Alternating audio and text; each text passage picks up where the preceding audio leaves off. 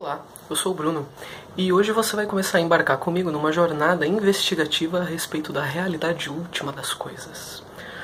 Você já deve ter feito perguntas como: por que eu penso o que eu penso? Por que eu me comporto da maneira como eu me comporto? Por que eu sinto isso que eu sinto? Quem sou eu? De onde eu vim? Para onde eu vou? Por que eu tô vivo? O que é o mundo? De onde o mundo veio? Para onde o mundo vai? Será que o mundo veio de algum lugar? Será que existe um Deus que cria tudo? Será que o mundo existiu desde sempre? O mundo está indo para algum lugar? O mundo tem algum destino? Existe destino? As coisas estão pré-determinadas a acontecer? Ou o mundo é um mero caos, um acaso? Será que eu sou livre para tomar as minhas decisões? Esse tipo de pergunta vamos dar ao nome de filosofia. Filosofia, do grego, philo ou philia, um desejo, um apetite, algo que me move, algo que causa eu buscar algo. E do outro lado, filosofia, sofia do grego, sabedoria. Literalmente do grego, filosofia significa um desejo, uma busca, um tesão de conhecimento. E naturalmente o filósofo é aquele que pretende buscar essa sabedoria, este conhecimento. E perceba que muitas das vezes a gente ouve a palavra filosofia usada de maneira errada no cotidiano. Por exemplo, a filosofia da empresa, ou fulano tem uma filosofia de vida. E não é isso que filosofia é. Filosofia é uma investigação racional. Todas essas perguntas que eu fiz no começo, quem eu sou, de onde eu vim, para onde eu vou, por que eu penso o que eu penso, etc. Todas essas perguntas, de uma maneira ou de outra, eram e são respondidas pela religião, pela mitologia e por outros tipos de storytelling. Eu uso esse conceito storytelling porque eu acredito que ele é bastante intuitivo. Antes da filosofia surgir, nós tínhamos uma investigação que damos o nome de mito. Do grego, mitos significa palavra narrada ou discurso narrado. Por isso, storytelling. A filosofia não se utiliza desse tipo de discurso, de um discurso narrado. Em vez do mitos, a filosofia se utiliza do logos. Logos do grego, aquilo que é racional, aquilo que é justificado.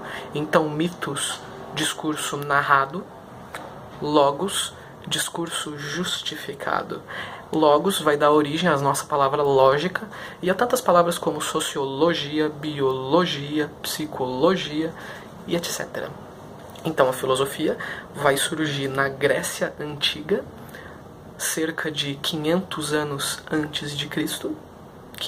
Alguns datam de 548 com Tales de Mileto.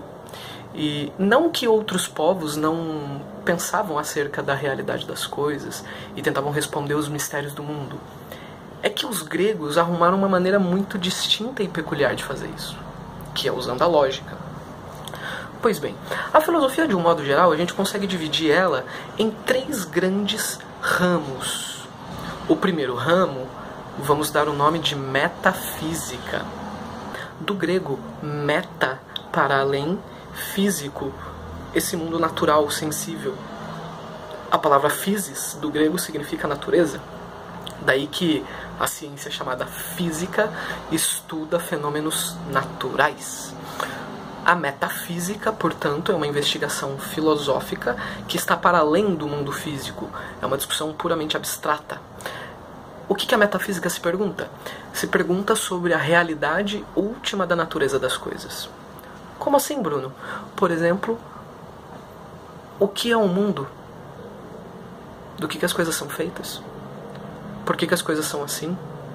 A pergunta última da metafísica é: o que é? O que é ser? Ser é... E aí?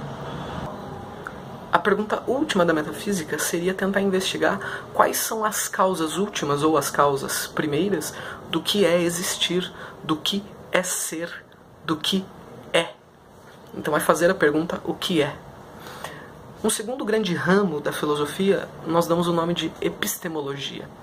do grego, episteme seria o que hoje a gente entende por ciência.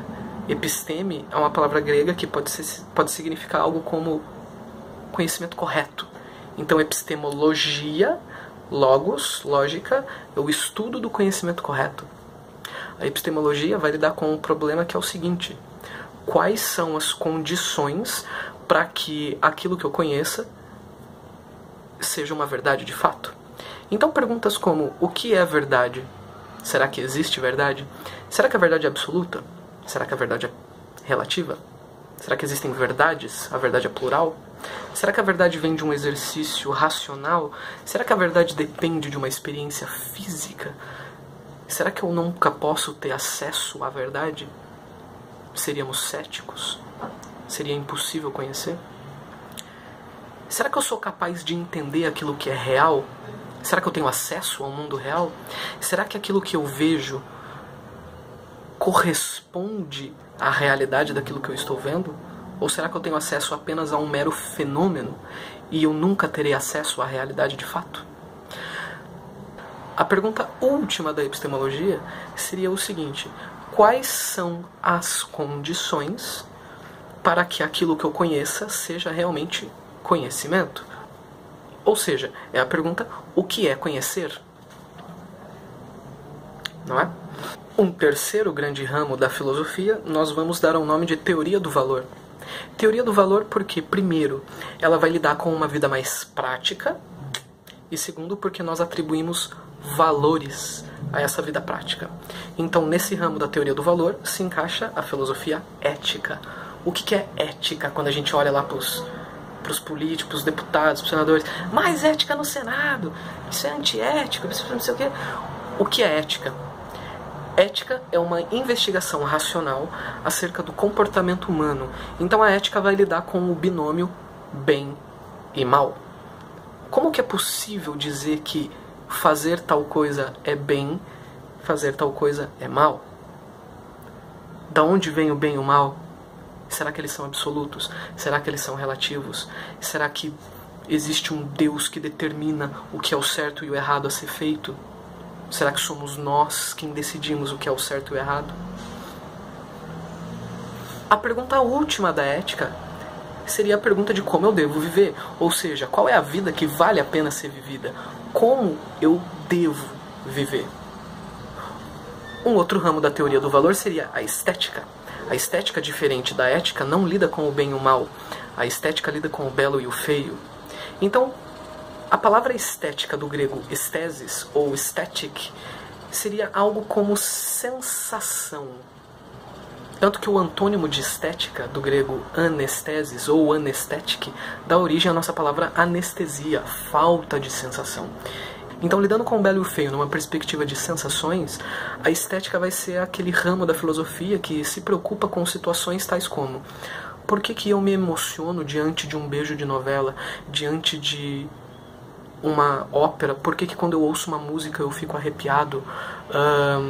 Por que eu vejo beleza nos fenômenos? Será que existe algo objetivamente no mundo o qual eu posso chamar de belo, de beleza? Será que a beleza depende dos olhos do espectador que participa daquele fenômeno?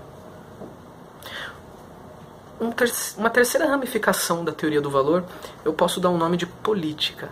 Tá certo que a política ela é discutida na sociologia, na história, na geografia, vezes ou outra na economia. E existe um esforço acadêmico muito grande para que a filosofia política, ou para que a teoria abstrata política, se torne uma ciência. Então é meio que corriqueiro tentar tirar a política da jogada da filosofia, mas eu acho isso errado. Penso que isso é errado. Então a filosofia política, digamos, em certa medida, é o outro lado da moeda da ética. Se a ética lida com o que eu devo fazer, como eu devo viver do ponto de vista das ações do indivíduo, a política, por um outro lado, vai se questionar como que essas ações têm impacto na coletividade. A palavra política vem do grego polis, que significa algo como coletivo, como muitos, como a cidade, não é? A palavra polis, do grego, é como o grego entendia a sua cidade. Então o político está para a polis, assim como o cidadão está para a cidade.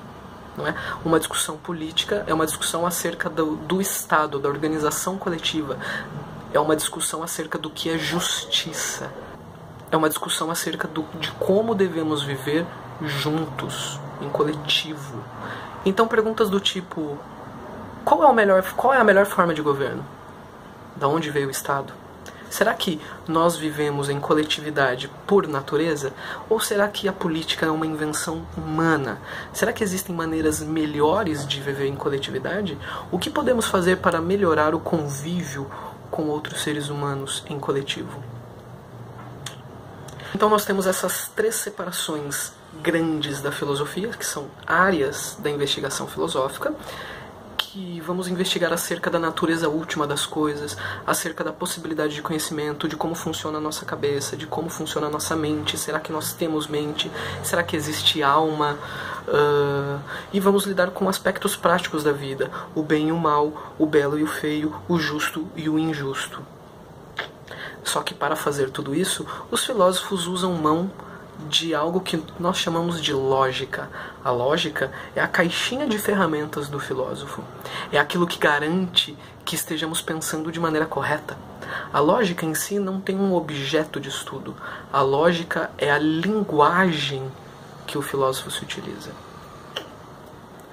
Então hoje você entendeu, ou eu espero que você tenha entendido, que a filosofia é um esforço intelectual, racional, humano, para superar discursos mitológicos e religiosos que são narrados, para tentar explicar a origem, o fundamento e as causas últimas do mundo, do conhecimento e das práticas humanas. Até a próxima.